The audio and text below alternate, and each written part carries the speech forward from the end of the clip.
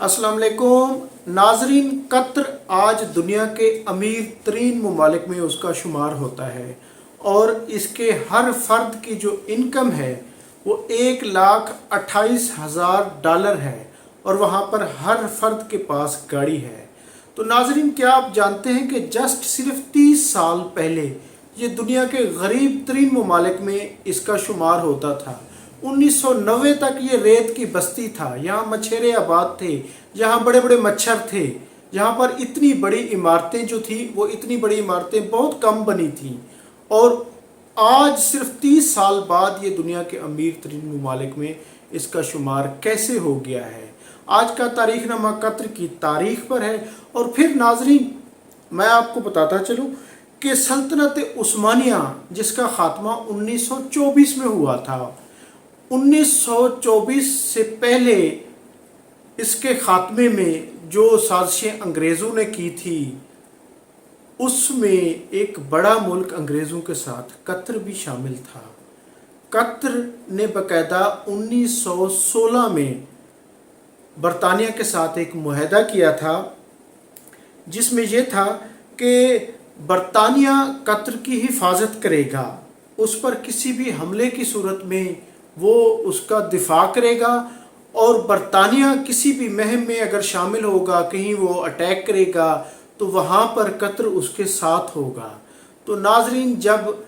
First world war हुई तो उसमें सल्तनत उस्मानिया भी को भी शिकस्त हुई उसके नतीजे में। बल्कि 1924 में जब उसका खात्मा 1924 में जब ये सल्तनत उस्मानिया मुसलमानों की बहुत बड़ी सल्तनत का खात्मा हुआ तो उसमें एक किरदार कतर का भी था।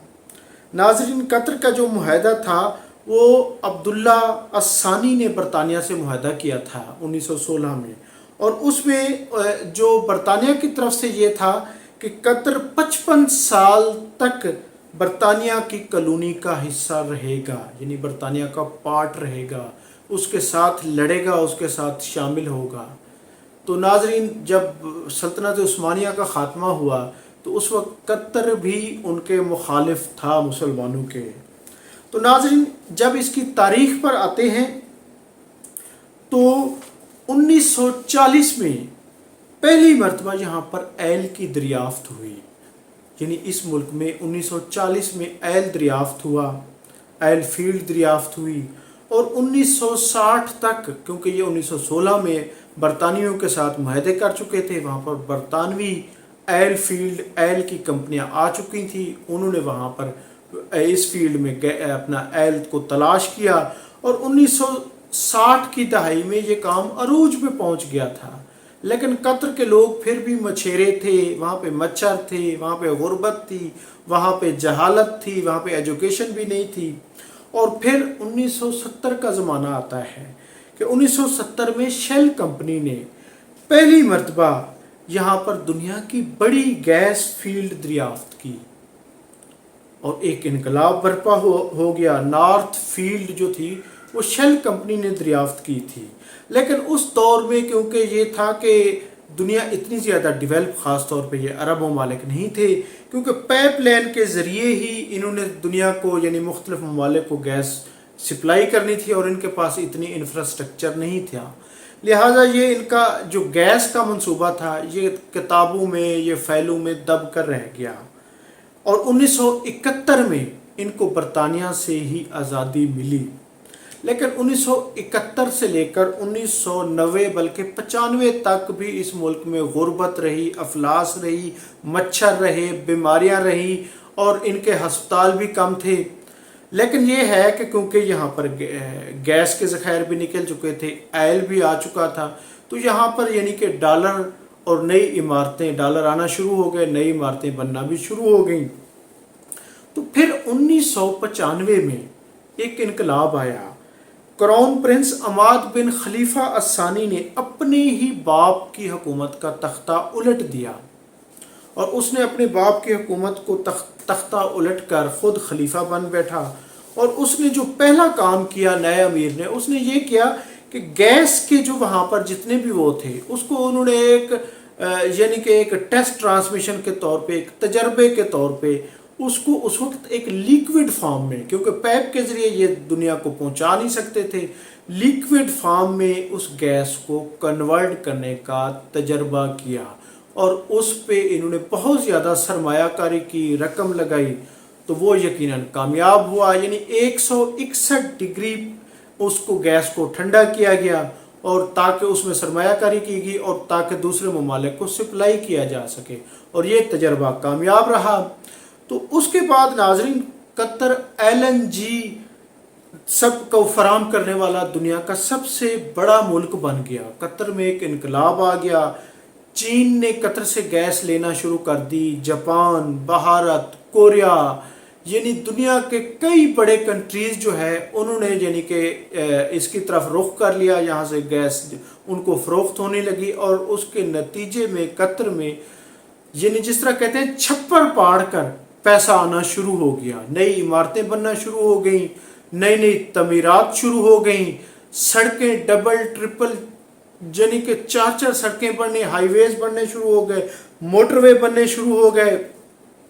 تو ایک انقلاب آ گیا، یعنی 90 کی دہائی میں، اس کے بلکہ آخر میں ایک انقلاب آ گیا۔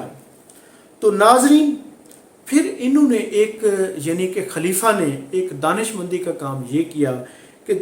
کیونکہ اس سے پہلے وہ ونزویلا وغیرہ کئی کنٹریز وہ گیس میں، آئل میں وہ یعنی کہ بہت زیادہ پیسے کما کر اڑا چکے تھے، یعنی کرپشن کی نظر ہو گئے۔ انہوں نے 2005 میں قطر انویسٹمنٹ اتھارٹی بنائی، جو اس گیس کی رقم کو اس کے ذریعے دنیا کی بڑی بڑی کمپنیز میں انہوں نے انویسٹ کیا، انہوں نے ایئرپورٹس بنائے، انہوں نے جیسے شیل کمپنی ہے، بارکلے بینک ہے، اس نے دنیا کی بڑی بڑی عمارتیں بنائی دنیا میں، یعنی پیرس میں، لندن میں، نیو یارک میں، ایون کہ رشیا میں بڑی بڑی کمپنیوں میں انویسٹ کیا، ان کے پارٹنر بنے، اور وہاں سے ان کو سرمایہ داری مستقل آنا شروع ہو گئی۔ تو ناظرین یہ ایک انقلاب تھا ان کی ہسٹری کا، یعنی جو ایک وقت مچھیرے تھے، ایک وقت وہاں پہ مچھر تھے، ایک وقت وہاں پہ غربت تھی، اب اتنی پیسہ آیا، دنیا کے جدید ترین ممالک میں ان کا شمار ہونے لگا، اور امریکہ بھی اس کی طرف امریکیوں نے بھی رخ کیا۔ انہوں نے اپنا خلیج میں سب سے بڑا جو اپنا جو اڈا تھا وہ انہوں نے قطر کو منتخب کیا، وہ ان کو ایک سیکورٹی کی چھتری مل گئی، اور پھر اس نے اپنا ایک نیوٹرل یعنی کہ اپنے آپ کو دنیا میں شو کیا، جس سے سعودی عرب اور پھر دبئی وغیرہ تقریباً 6 خلیجی ملک، عربی ملک ان کے مخالف، حالانکہ یہ خود عرب کنٹریز میں آتے ہیں، یہ خود عرب ہیں۔